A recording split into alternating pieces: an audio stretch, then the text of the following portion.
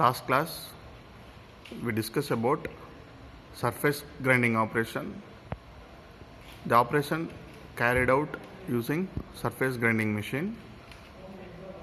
So why we need surface grinding operation means, after flat surface machined using milling or shaping, the surface finish is in very rough condition and the flatness is not in very accurate. So we need surface grinding operation to improve further surface roughness, that is reduce the surface roughness of the part and improve the flatness of the workpiece. So today class we are going to be discuss the cylindrical grinding machine. So where we can able to improve the surface of the cylindrical parts. So this is after performing with an operation conventional lathe. The dimensional accuracy and surface accuracy we can able to increase with the help of a cylindrical grinding machine. Yes, elements involved in the cylindrical grinding machine. So this is the entire unit is a base. So this is the grinding wheel unit. So that the grinding wheel is operate with the help of electrical motor. So there is a maximum speed of the motor is 1440 rpm, and the power has been increased when to reach the grinding wheel. That is a 2400 rpm. So the speed has been converted with the help of belt drive system. So this is the table bed which is mounted in the base. So this is the unit, we call it as a headstock. So this is the headstock motor. This motor also have the RPM of 1440 RPM. It's directly coupled with the spindle shaft. It's directly coupled with the spindle shaft with help of belt drive system.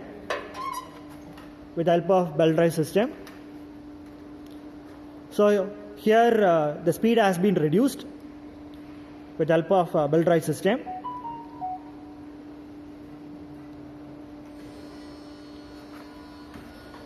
So this is the tailstock where we can able to hold the cylindrical parts.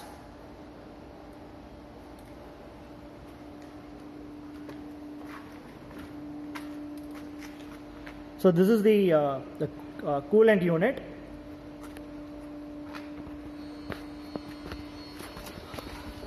So this is the coolant tank with coolant motor. So normally in any grinding machine, for an example like a surface grinding machine and cylindrical grinding machine, we might use the coolant.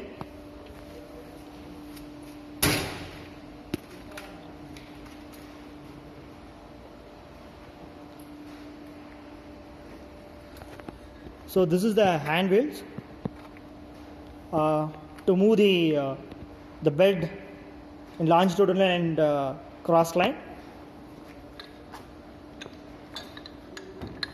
So now the table has been moving in the longitudinal direction. So now we are going to be discuss the different speed we can able to achieve this spindle. So here the indicators A, B, C. So I'll change that as the belt with the pulley, so we can able to attain that is a 3 different speed. So this is the spindle axis. So this is the spindle axis. Here directly the spindle has been coupled here, and this is the pulleys. Stepped pulleys is indicates directly coupled with the motor. So here is this is the spindle pulley, and this is the entire motor pulley. So while we change that as a belt, so at present that is a position which is indicated as a. So where we can able to attain the maximum speed of 100 rpm. Similarly, now change it into position of B. Position of B, we can able to achieve the maximum speed of and 214 RPM. Similarly, change it as the drive into C position, which we can able to achieve the maximum speed of and 440 RPM. So while change that is the belt into pulley, so we can able to operate this cylindrical grinding machine with the 3 different speed. So now we are going to be see the specification of a cylindrical grinding machine. So the model of the machine is UC150. The distance between the center is 160 mm, which means the length of the workpiece. The height of the center is 102 mm, and swiving angle is plus or minus 9 degree. The travel speed is 140, 260 and 370, 700 mm per minute, and feed on the hand wheel is 0.01 division, that means a leads count. The grinding wheel size is here will go 250, 25, 76.2 mm. The grinding wheel speed is 2400 rpm, because its motor speed is 1440 rpm. The speed has been increased with help of a belt drive system. And the spindle overhead spindle speed is 90, 210 and 360 rpm. There may be 3 stages, and the spindle is most taper and 3. So this is the detail about the grind wheel. Suppose you want to be purchase the any grinding wheel, so we ought to be specify the particular number of the grinding wheel. For example, like a 51 A 46H 5EB. So each digit we have like a different meaning. So we are going to be perform the cylindrical operation using a cylindrical grinding machine. இப்போ நம்ம வந்து பார்த்தீங்கன்னா work பீஸை மைக்கு use பண்ணி measure பண்ண போகிறோம். அதோட measurement லேத்துலேருந்து நம்ம பார்த்திங்கன்னா ஒர்க் பீஸ் எடுத்துருக்கோம். அங்கே வந்து பார்த்திங்கன்னா 0.2 ஸ்டாக் வச்சுருக்கோம். இங்கே வந்து எவ்வளோ இருக்குன்னு மெஷர் பண்ணிக்கிறோம். ஃபஸ்ட்டு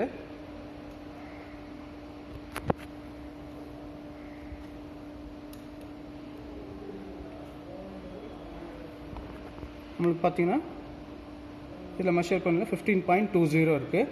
நம்ம வந்து பார்த்திங்கன்னா லேத்தில் மெஷர் பண்ணப்போ 0.2 ஸ்டாக் எடுத்திருக்கோம். இங்கே வந்து 15க்காக மெஷர் பண்ண போகிறோம். நெக்ஸ்ட் ஒன்று பார்த்திங்கன்னா இது பேர் lathe dog or dog carrier. இது என்ன பர்பஸ்க்காக யூஸ் பண்ணுறோன்னா, எனக்கு வந்து இங்கே மெஷின் ரன் ஆகிறப்போ கிரைண்டிங் வீலும் ஸ்பிண்டிலும் ரெண்டும் சேர்ந்து ரொட்டேட் ஆகணும். இப்போ நான் வந்து இங்கே வந்து பார்த்திங்கன்னா இது டெயில் ஸ்டாக்கில் இருக்கிறது டெட் சென்டர், இது லைவ் சென்டர். எனக்கு இது லைவ் சென்டர் வந்து ரொட்டேட் ஆகும், டெட் சென்டர் வந்து ஐடியலாக இருக்கும். இந்த பொசிஷனில் நான் வெறும் ஒர்க் பீஸை மட்டும் மாட்டினேன்னா எனக்கு கண்டினியூஸ் ரொட்டேஷன் இருக்காது. அதனால் நான் என்ன பண்ணுறேன்னா இந்த லேட் டாக் ஆர் டாக் கேரியரை என்கேஜ் பண்ணியிருக்கேன். அப்போ இது என்கேஜ் பண்ணுறப்ப என்ன இதோட ஒர்க்னா, இந்த கண்டினியூஸ் ரொட்டேஷனுக்கு இது வந்து இதோட செய்கிறதுக்கு ஹெல்ப்ஃபுல். இப்போ வந்து பார்த்திங்கன்னா நம்ம இந்த ஒர்க் பீஸை சிலிண்ட்ரிக்கல் கிரைண்டிங் மிஷினில் ஹோல்ட் பண்ணணும்னா ஃபஸ்ட்டு எனக்கு வந்து பார்த்திங்கன்னா இங்கே சிசி ட்ரில் போட்டு என்ன பண்ணியிருக்குன்னா ஒரு ஹோல்ட் பாயிண்ட் கொடுத்துருக்கணும். இப்போ சிசி ட்ரில் பண்ணும்போது இந்த ட்ரில் போட்டால் மட்டும்தான் இந்த ஒர்க் பீஸ் இதில் ஹோல்ட் பண்ண முடியும். இப்போ இங்கேயும் பார்த்தீங்கன்னா சிசி போட்டிருப்போம், இங்கேயும் சிசி ட்ரில் போட்டிருப்போம். இதுக்கப்புறம் இதை கொண்டு போய் இங்கே ஹோல்ட் பண்ண போகிறோம். ஓகேவா? இந்த பொசிஷன் எப்பவுமே பார்த்தீங்கன்னா லேத் டாக் கேரியர் வந்து லைவ் சென்டர் சைடு தான் இருக்கணும், டெட் சென்டர் சைடு இருக்கக்கூடாது. ஓகே, இப்போ இது வந்து பார்த்திங்கன்னா லென்த் அட்ஜஸ்ட்மெண்ட்டு. இந்த லென்த்தை எப்படி நம்ம அட்ஜஸ்ட் பண்ணலான்னா, இந்த பொசிஷன் வச்சுட்டு எனக்கு இதை நான் வந்து ரொம்ப லூஸ் பண்ணிட்டேன்னா இந்த லென்த் வந்து எனக்கு டிக்ரீஸ் ஆகும். இதை நான் டைட் பண்ணேன்னா எனக்கு லென்த் வந்து இன்க்ரீஸ் ஆகும். இந்த பொசிஷனில் ஒர்க் பீஸை செட் பண்ணிவிட்டு அதுக்கேற்ற லென்த்தை நம்ம அட்ஜஸ்ட் பண்ணிக்கலாம், இதை டைட் பண்ணிக்கலாம். இப்போ இது வந்து ஒர்க் பீஸை வந்து சிலிண்ட்ரிக்கல் கிரைண்டிங் மிஷினில் ஃபிக்ஸ் பண்ணியாச்சு. இப்போ நெக்ஸ்ட் வந்து பார்த்திங்கன்னா மெஷின் பவர் அங்கே ஆன் பண்ணிடுறோம். நெக்ஸ்ட்டு கிரைண்டிங் வீலோட on off button, grinding on off, spindle on off. இது லாங்கிடியூட்னல் யூனிட்டோட ஹேண்ட் வீலோட ரீடிங். இது வந்து பார்த்திங்கன்னா டெப்த் ஆஃப் கட். இதோட லீஸ் கவுண்ட் வந்து பார்த்திங்கன்னா 0.01. இப்போ நான் வந்து பார்த்தீங்கன்னா எனக்கு இருக்கிற கிரைண்டிங் வீலர் சைஸ் வந்து பார்த்தீங்கன்னா 15.20. எனக்கு வந்து பார்த்தீங்கன்னா 0.20 இருக்குது. இந்த மிஷினில் maximum 0.5 depth of cut accept பண்ணிக்கலாம். இப்போ எனக்கு 0.20 ரிமூவ் ஆகணும்னா எனக்கு 0.10 டெப்த் ஆஃப் கட் நான் அப்ளை பண்ணணும். பிகாஸ் இது சிலிண்ட்ரிக்கல் காம்பவுண்டுங்கிறதுனால எனக்கு 0.1 கொடுத்தா 0.2 மெட்டீரியல் ரிமூவ் ஆகும். நான் ஒரு டைமில் பார்த்தீங்கன்னா 5 டிவிஷன்ஸ் கொடுக்கலாம். 2 பாஸாக எடுத்தோம்னா 0.2 ரிமூவ் ஆகிடும். நெக்ஸ்ட் வந்து பார்த்தீங்கன்னா 0 பொசிஷன் செட் பண்ணுறது. இது கிளாக் வைஸ் ரொட்டேட் பண்ணிங்கன்னா டெப்த் ஆஃப் கட் அப்ளை ஆகும். சென்டர் பொசிஷனில் வச்சுக்கிட்டு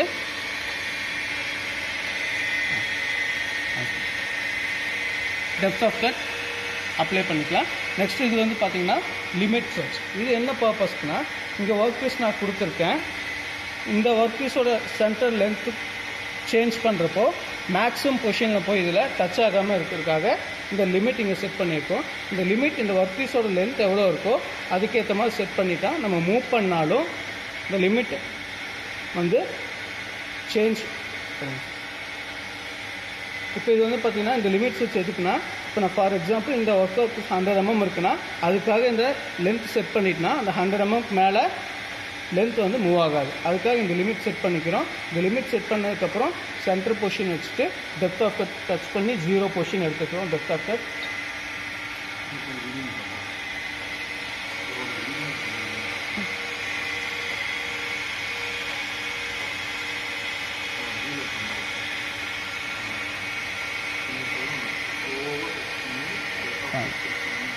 இப்போ வந்து பார்த்தீங்கன்னா ஃபஸ்ட்டு அந்த 0 பொசிஷன் எடுக்கிறது ரொம்ப ஸ்லோவாக மூவ் பண்ணி டெப்த் ஆஃப் கட் டச் பண்ணிக்கிறோம். ஏன்னா இது ஒரு லீஸ்ட் கவுண்ட் 0.01 mm. லைட்டாக டச் ஆனால் டெப்த் ஆஃப் கட் அப்ளை ஆகும்.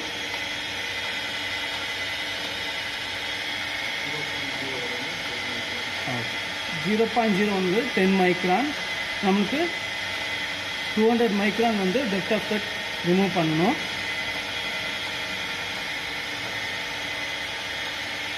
கேர்ஃபுல்லாக ஃபஸ்ட்டு 0 பொசிஷன் செட் பண்ணிக்கிறோம்.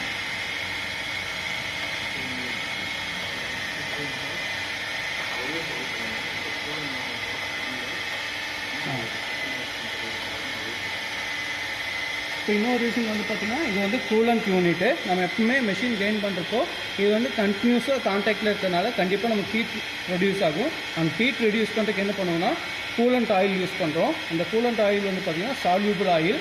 அது ஒரு ரேஷியோ 1:20. பட் இந்த பொசிஷன் நம்ம வந்து பார்த்திங்கன்னா கூலண்ட் ஆயில் ஆன் பண்ணல. என்ன ரீசன்னா அது வியூ வந்து கரெக்டாக தெரியணுங்கிறதுக்காக கூலண்ட் ஆயில் நம்ம ஆன் பண்ணல. இப்போ வந்து பார்த்திங்கன்னா 0 பொசிஷன் டச் பண்ணியாச்சு.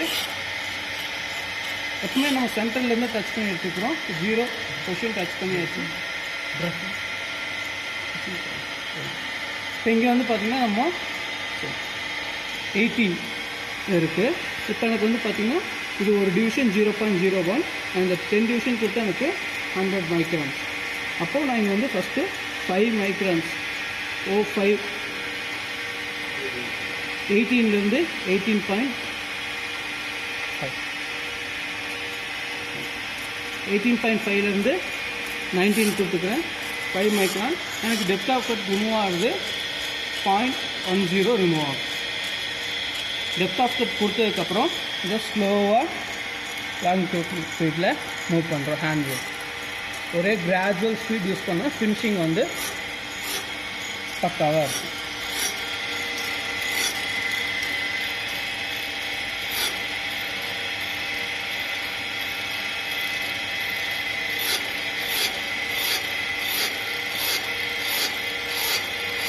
இப்போ இந்த பொசிஷன் வந்து பார்த்திங்கன்னா இந்த பாயிண்ட் வந்து எனக்கு இதுக்கு மேலே போய் டச் ஆகிடக்கூடாது. அதுக்காக தான் என்ன பண்ணிக்கணும்னா இங்கே வந்து லிமிட் நம்ம செட் பண்ணணும்னு சொன்னால் அந்த லிமிட்டை வந்து செட் பண்ணிக்கணும். இப்போ இதுக்கு மேலே நீங்கள் மூவ் பண்ணாலும் இது வந்து மூவ் ஆகாது.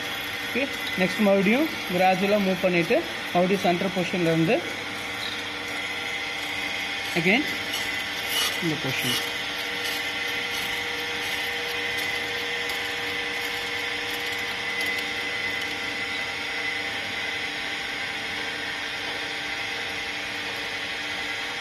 நமக்கு ஒர்க் பீஸ் கொஞ்சம் அன்னியனாக இருக்கிறதுனால ஒரு சைடு டச் ஆகலை. இப்போ அடுத்த பாஸ் கொடுக்கும்போது கரெக்டாக அது ஃபினிஷிங் ஆகிடும்.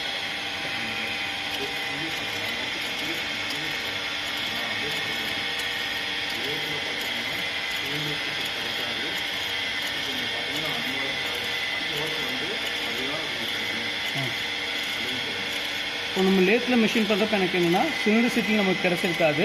அதனால தான் பார்த்தீங்கன்னா இங்கே மிஷின் ஆகுது ப்ராப்பராக அன்லாக்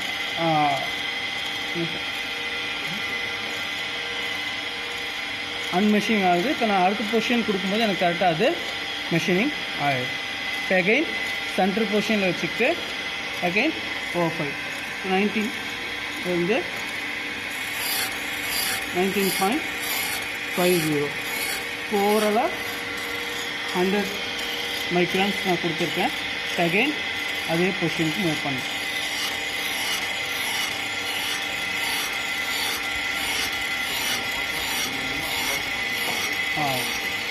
இப்போ இந்த பாக்ஸில் பார்த்தீங்கன்னா முதல் இதுக்கு நம்ம கரெக்டாக ஈவனாக இல்லை. இப்போ நான் கொடுக்குற பார்த்தீங்கன்னா ஒரே ஈவனாக இருக்குது. அப்போ என்னென்னா எனக்கு அந்த சில்னஸ் கரெக்டாக ப்ராசஸ் ஆகிட்டுருக்கு.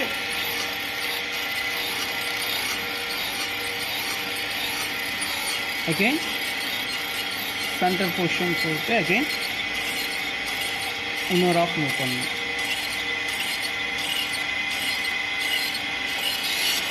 இப்போ எனக்கு ஃபஸ்ட்டு பண்ணுறப்ப எனக்கு இங்கே பார்த்தீங்கன்னா எங்கேயுமே டச் ஆகலை. பட் இப்போ பார்த்தீங்கன்னா கரெக்டாக அந்த சென்டர்னஸ் எனக்கு ப்ரொடியூஸ் ஆகிட்டுருக்கு.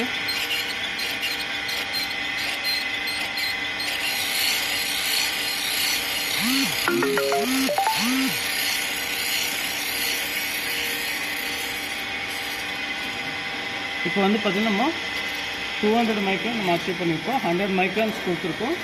200 மைக்ரான் வந்து அச்சீவ் பண்ணியிருக்கோம். எனக்கு இது சிலிண்ட்ரிக்கல் காம்பனண்ட்னால நான் 100 மைக்ரான்ஸ் கொடுத்தாவே எனக்கு 200 மைக்ரான்ஸ் ரெடியூஸ் ஆகிடும். இப்போ 15.20 இருந்தது. இப்போ எனக்கு டைமென்ஷன் டயா 15 அச்சீவ் பண்ணியிருக்கோம். Then machine grinding lock spindle off. Next இந்த கிரைண்டிங் வீல் ஃபினிஷிங் எனக்கு நல்லா இருக்கணும்னா இதுக்கு ட்ரெஸ்ஸிங் டூல் யூஸ் பண்ணுவோம். அதை யூஸ் பண்ணி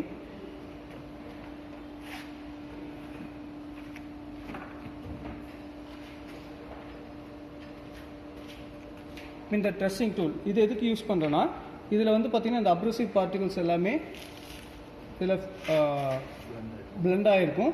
அதை வந்து பார்த்திங்கன்னா இந்த ட்ரெஸ்ஸிங் டூல் யூஸ் பண்ணி எல்லாமே ரீகன்ஸ்ட்ரக்ஷன் பண்ணதுக்கப்புறம் கிரைண்டிங் வீல் ஸ்மூத்தாக மிஷினிங் ஆகும்.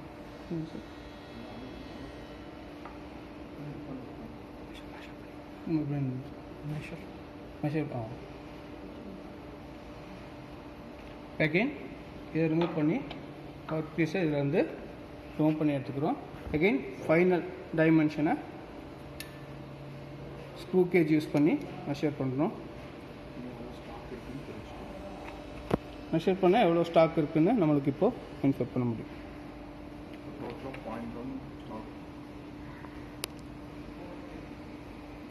இப்போ டோட்டலாக வந்து பார்த்திங்கன்னா 0.1 வந்து ஸ்டாக் நம்ம ரிமூவ் பண்ணியிருப்போம். எனக்கு இப்போது 15 இருக்குது. 0.1 கொடுத்துருக்கோம். எனக்கு டோட்டல் டயமீட்டரில் வந்து பார்த்திங்கன்னா 0.2 எனக்கு ரெடியூஸ் ஆகி இப்போ